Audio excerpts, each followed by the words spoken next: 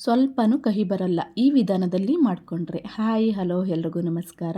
ಇವತ್ತು ನಾನು ತುಂಬ ರುಚಿಯಾದ ಗೋರಿಕಾಯಿ ಪಲ್ಯ ಮಾಡ್ತಾಯಿದ್ದೀನಿ, ಅಥವಾ ಚವಳಿಕಾಯಿ ಅಂತಲೂ ಕೂಡ ಗೋರಿಕಾಯಿನ ಕರೀತಾರೆ.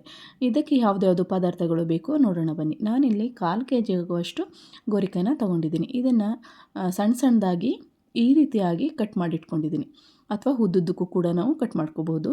ಹಾಗೆ ಒಗ್ಗರಣೆಗೆ 4 ರಿಂದ 5 ಸ್ಪೂನ್ ಎಣ್ಣೆ ತೊಗೊಂಡಿದ್ದೀನಿ, ಅರ್ಧ ಸ್ಪೂನ್ ಸಾಸಿವೆ ತೊಗೊಂಡಿದ್ದೀನಿ, 1 ಟೇಬಲ್ ಸ್ಪೂನ್ ಕಡಲೆಬೇಳೆ, 1 ಟೇಬಲ್ ಸ್ಪೂನ್ ಉದ್ದಿನಬೇಳೆ.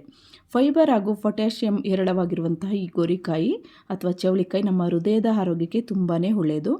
ಹಾಗೆ 2 ಈರುಳ್ಳಿನ ಸಣ್ಣದಾಗಿ ಕಟ್ ಮಾಡಿ ಇಟ್ಕೊಂಡಿದ್ದೀನಿ, 1 ಗೆಡ್ಡೆ ಬೆಳ್ಳುಳ್ಳಿನ ಸಿಪ್ಪೆ ಬಿಡಿಸಿಟ್ಕೊಂಡಿದ್ದೀನಿ.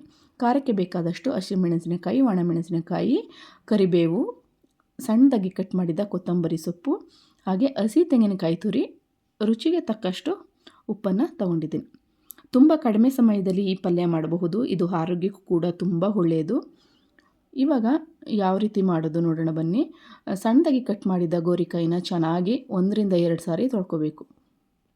ಸಾಲ್ಟ್ ಸೇರಿಸ್ಕೊಂಡು ಚೆನ್ನಾಗಿ ರೀತಿ ಮಿಕ್ಸ್ ಮಾಡಿಕೊಂಡು 1 ರಿಂದ 2 ಸಾರಿ ಚೆನ್ನಾಗಿ ತೊಳ್ಕೊಂಡು ನೀರೆಲ್ಲ ಸೋದಿಸ್ಕೊಂಡು ಸ್ಟವ್ ಮೇಲೆ ಒಂದು ಕುಕ್ಕರ್ ಇಟ್ಟು ಕುಕ್ಕರ್ಗೆ ಸಣ್ಣದಾಗಿ ಕಟ್ ಮಾಡಿದ ಗೋರಿಕಾಯಿನ ಹಾಕ್ಕೊಳ್ತಾ ಇದ್ದೀನಿ.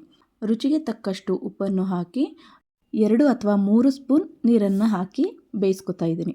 ತುಂಬ ನೀರು ಸೇರಿಸಿ ಬೇಯಿಸ್ಕೋಬೇಡಿ, 2 ಸ್ಪೂನ್ ನೀರು ಹಾಕಿದ್ರೆ ಸಾಕು. ಕುಕ್ಕರ್ ಲಿಡ್ ಕ್ಲೋಸ್ ಮಾಡಿ 1 ವಿಸಲ್ ಬೇಯಿಸ್ಕೊಂಡ್ರೆ ಸಾಕು, ತುಂಬ ಚೆನ್ನಾಗಿ ಬೆಂದಿರುತ್ತೆ. ಪ್ರೆಷರ್ ಇಳಿದ ಮೇಲೆ ಓಪನ್ ಮಾಡಿ ನೋಡಿ ಎಷ್ಟು ಚೆನ್ನಾಗಿ ಬೆಂದಿದೆ ಅಂತ.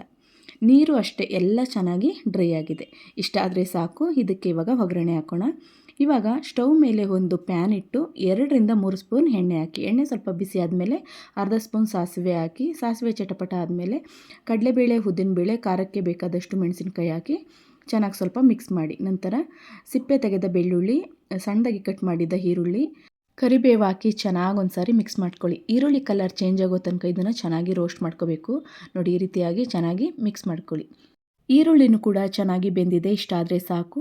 ಇವಾಗ ಮೊದಲೇ ಬೇಯಿಸಿಟ್ಟಂತಹ ಗೋರಿಕಾಯಿನ ಒಗ್ಗರಣೆಗೆ ಸೇರಿಸ್ಕೊಳ್ಳೋಣ. ನೋಡಿ ಎಲ್ಲ ಗೋರಿಕಾಯಿನೂ ನಾನು ಒಗ್ಗರಣೆಗೆ ಸೇರಿಸ್ಕೊತಾ ಇದ್ದೀನಿ.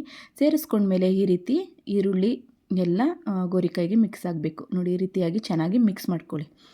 ಇದು ಕೂಡ ನೀರು ಸ್ವಲ್ಪ ಏನಾದರೂ ಇದ್ದರೆ ಡ್ರೈ ಆಗಲಿ ಅಂತ ಒಂದು ಪ್ಲೇಟ್ ಮುಚ್ಚಿ 2 ರಿಂದ 3 ನಿಮಿಷ ಇದನ್ನು ಮತ್ತೆ ಬೇಯಿಸ್ಕೊತಾ ಇದ್ದೀನಿ. ನೋಡಿ ಇವಾಗ ಚೆನ್ನಾಗಿ ಬೆಂದಿದೆ, ಎಲ್ಲ ನೀರು ಕೂಡ ಚೆನ್ನಾಗಿ ಡ್ರೈ ಆಗಿದೆ. ಇವಾಗ ಸಣ್ಣದಾಗಿ ಕಟ್ ಮಾಡಿದ ಕೊತ್ತಂಬರಿ ಸೊಪ್ಪನ್ನು ಹಾಕ್ತಾಯಿದ್ದೀನಿ, ಹಾಗೆ ತೆಂಗಿನಕಾಯಿ ತುರಿನೂ ಕೂಡ ಹಾಕ್ಕೊಳ್ತಾ ಇದ್ದೀನಿ. ಚಪಾತಿ, ರೊಟ್ಟಿ, ಮುದ್ದೆ, ರೈಸ್ಗೆ ಈ ರೀತಿಯಾಗಿ ಸೈಡ್ ಡಿಶ್ ಆಗಿ ಮಾಡಿಕೊಂಡ್ರೆ ತುಂಬ ಚೆನ್ನಾಗಿರುತ್ತೆ. ನೀವು ಕೂಡ ಒಮ್ಮೆ ಟ್ರೈ ಮಾಡಿ ನೋಡಿ. ಗೋರಿಕಾಯಿ ಪಲ್ಯನೂ ಕೂಡ ರೆಡಿಯಾಗಿದೆ. ಈ ವಿಧಾನದಲ್ಲಿ ಮಾಡಿಕೊಂಡ್ರೆ ಗೋರಿಕಾಯಿ ಪಲ್ಯ ಸ್ವಲ್ಪನೂ ಕೂಡ ಕಹಿ ಬರೋದಿಲ್ಲ. ಕೆಲವರು ಕಹಿ ಇರುತ್ತೆ ಅಂತ ಗೋರಿಕಾಯಿನ ಸ್ಕಿಪ್ ಮಾಡ್ತಾರೆ, ಆದರೆ ತುಂಬಾ ಆರೋಗ್ಯಕ್ಕೆ ಒಳ್ಳೆಯದಿದೆ. ಇದರಲ್ಲಿ ಸಾಕಷ್ಟು ಫೈಬರ್, ಪೊಟ್ಯಾಷಿಯಂ ಇರೋದರಿಂದ ಆರೋಗ್ಯಕ್ಕೂ ಕೂಡ ತುಂಬ ಒಳ್ಳೆಯದು. ಕಡಿಮೆ ಸಾಮಗ್ರಿಗಳಿಂದ ಈ ರೀತಿಯಾಗಿ ಗೋರಿಕಾಯಿ ಪಲ್ಯ ರುಚಿಯಾಗಿ ಮಾಡ್ಕೊಳ್ಬಹುದು. ತುಂಬಾ ಟೇಸ್ಟಿಯಾಗಿರುತ್ತೆ. ನಾನು ಚಪಾತಿ ಜೊತೆಗೆ ಸೈಡ್ ಡಿಶ್ ಆಗಿ ಗೋರಿಕಾಯಿ ಪಲ್ಯ ಮಾಡ್ಕೊಂಡಿದ್ದೆ, ತುಂಬ ಟೇಸ್ಟಿಯಾಗಿತ್ತು. ನೀವು ಕೂಡ ಒಮ್ಮೆ ಟ್ರೈ ಮಾಡಿ.